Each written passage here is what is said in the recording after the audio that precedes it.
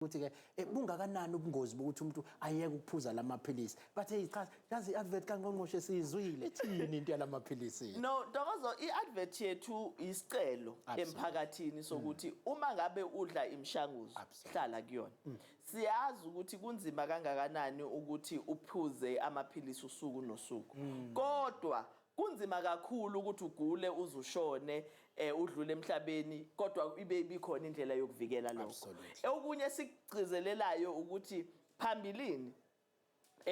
ngo2004 ngoba noma from 1994 kuza ku2004 abantu ababedla itreatment ama-ARVs kakhulukazi babedla amaphilisi ayecisha agcwale isandla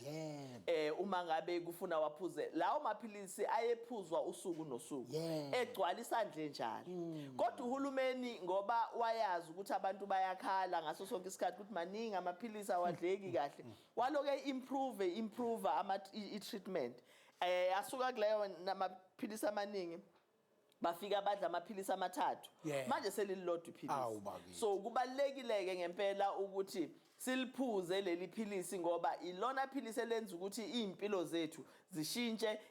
level yempilo yethu ibe ile siyifunayo Ntokozo abantu abadla amaphilisi akusibo abantu abadla ama-ARVs kuphela umuntu onesifo sikashukela uphuza iphilisi usuku nosuku abanye baze bawaphuze kabili khona omunye ukufuna aliphuze ekseni omunye aliphuze ntambama so awukho umehluko phakathi kwalo odla ama-ARVs nalo odla ophuza iphilisi lesifo sikashukela ngoba nalo wesifo sikashukela uma eliyeka iphilisi lakhe isifo siyavuka siyamlimaza siyababulala abanye so uma sithi kubantu abadla imishanguzo abahlale kumshanguzo yabo iyaphilisa imishanguzo iyaphilisa ngoba yenza ukuthi impilo yakho i-extendeke impilo yakho ibe yinde so ikholi yethu esiyenzayo yileyo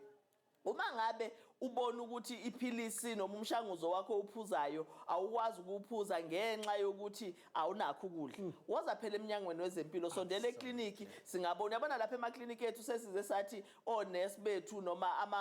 ama support groups akhona asilime sitshale ikhebishi sitshale ispinach sitshaleni so that uma ngabe unayo impuphu sizokunikeza ispinach sikunikeza ikhebishi sikunikeni so that kube khona ukudla okuba khona but uma nalokho kuyinkinga akhona amanye ama alternatives so ungaliyeki iphilisi mainly because uthi awunayo